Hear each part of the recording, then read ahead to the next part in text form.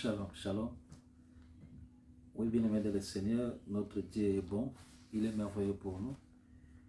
Avant qu'on puisse commencer notre prédication, si on peut fermer nos yeux pour qu'on puisse prier, car il est écrit, avant de faire toutes choses, on doit prier. C'est l'ordre que l'Éternel nous a laissé. On va prier. Roi, merci beaucoup pour l'opportunité que tu nous as donnée.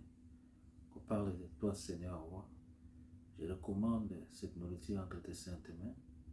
Laisse que tu puisses convaincre nos vies, que tu puisses changer nos façons de voir les choses, que tu puisses guérir nos vies au nom tout-puissant de notre Seigneur Jésus-Christ de Nazareth. Amen. Alléluia. Je vous salue vous tous qui êtes en train de nous suivre de loin comme de près. Que Dieu vous bénisse, que Dieu vous donne tout ce que vos cœurs désirent. Si je me suis venu encore auprès de vous, c'est pour parler, c'est la parole de Dieu. Avant qu'on puisse commencer, on va ouvrir notre portion de la Bible. Dans le livre d'Ésaïe, Ésaïe 9, des 5 à 6. Qu'est-ce que la Bible déclare? En effet, un enfant nous est né, un fils nous a été donné, et la souveraineté reposera sur son épaule. On l'appellera merveilleux, conseiller, Dieu puissant, Père éternel, Prince de paix. Il tiendra la souveraineté, donner une paix sans fin au trône de David et à son royaume.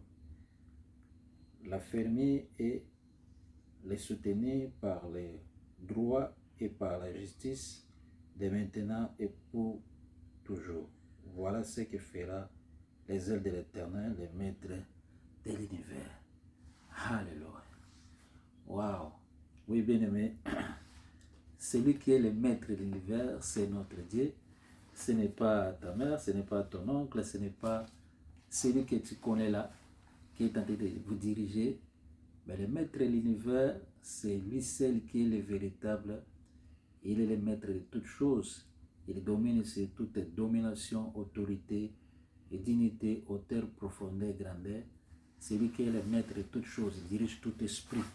L'esprit invisible, l'esprit visible. Oui, si je me suis venu encore auprès de vous, c'est pour parler, c'est le prince de paix. Dis à celui qui est à tes côtés, à ta droite, prince de paix. Bien-aimé dans le Seigneur. L'Éternel a mis en moi qu'on puisse partager ce sujet sur le prince de paix. Parce que, bien-aimé dans le Seigneur, le monde est dans le chaos. Il y a des situations qui se trouvent dans ce monde, des situations chaotiques. Nous voyons aujourd'hui une nation se lever contre une nation. Donc, il n'y a pas de paix même dans des pays. Nous voyons aujourd'hui, même dans les couples, il n'y a pas de paix. Il y a des déchets que l'ennemi est entré pour déchirer même les familles. L'ennemi est entré pour déchirer même les entreprises. L'ennemi est entré pour déchirer même des familles. Tout ça, c'est un problème qui peut amener les enfants de Dieu à la destruction. Parce qu'un homme, s'il n'y a pas de paix, un homme ne peut pas vivre. Sans la paix, on ne peut pas vivre. Car la Bible déclare dans le livre des Proverbes 17:1 que vaut mieux manger une pain avec la tranquillité que de vivre dans une maison d'élixir qui n'a pas de paix. Bien-aimé dans le Seigneur. Aujourd'hui, nous voyons beaucoup de gens en cherchant la paix.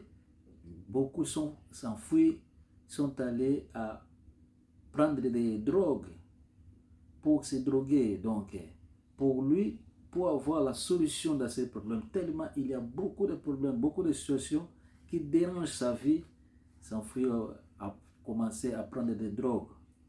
Alors, quand il prend des drogues, mais quand les drogues vont terminer dans son corps, tous les problèmes qui étaient en train de le déranger vont retourner.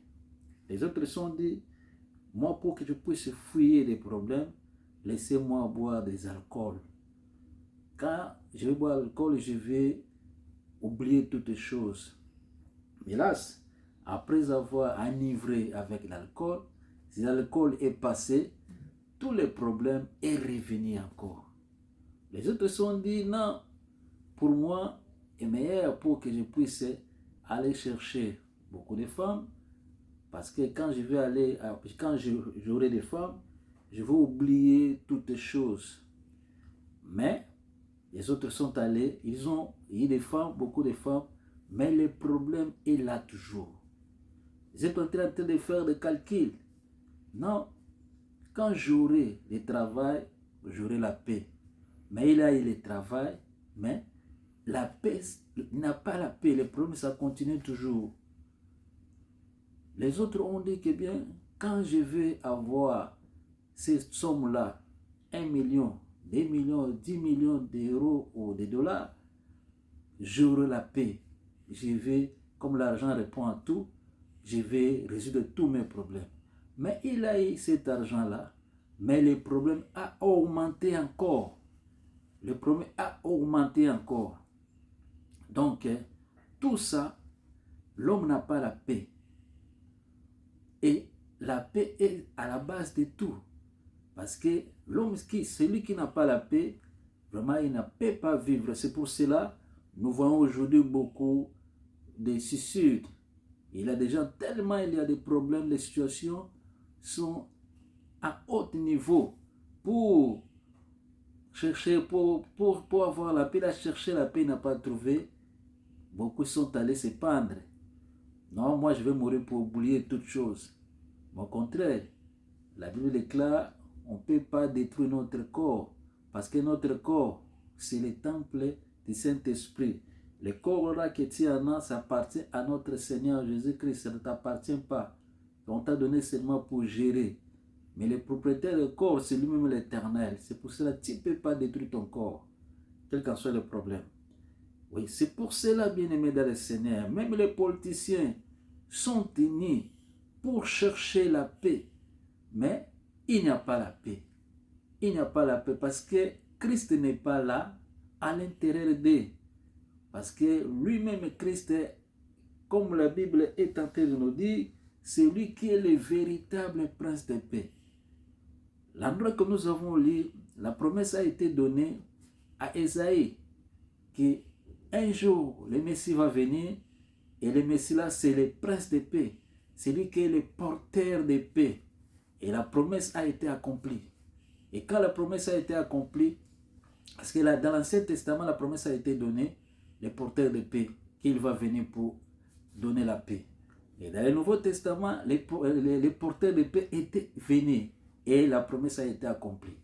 Et ce porteur de paix-là, c'est notre Seigneur Jésus-Christ. C'est lui qui est le véritable prince de paix. En dehors de lui, il n'y a pas d'autre personne qui peut donner la paix. Toute chose que tu en as là, ça ne peut pas te donner la paix. Le véritable paix, ça vient seulement au nom de notre Seigneur Jésus-Christ. C'est lui qui est le véritable prince de paix. Ce n'est pas l'alcool, ce n'est pas l'argent, ce n'est pas des sécurités là que tu en as pour sécuriser ta vie. Bien-aimés dans le Seigneur, nous voyons aujourd'hui beaucoup de gens qui sont morts. Ils avaient des gens qui étaient entrés pour les sécuriser. Ils étaient là pour protéger leur vie, pour ne pas mourir. Mais hélas, la mort était entrée et celui qui avait des gardes-corps pour les protéger, les gardes-corps n'ont pas pu pour protéger leur chef. Parce que la véritable protection, c'est notre Seigneur Jésus-Christ. À cause des problèmes, à cause des difficultés, beaucoup de gens sont allés chercher même les fétiches pour leur protection, pour qu'ils soient protégés, pour que l'ennemi ne puisse pas entrer pour détruire leur vie.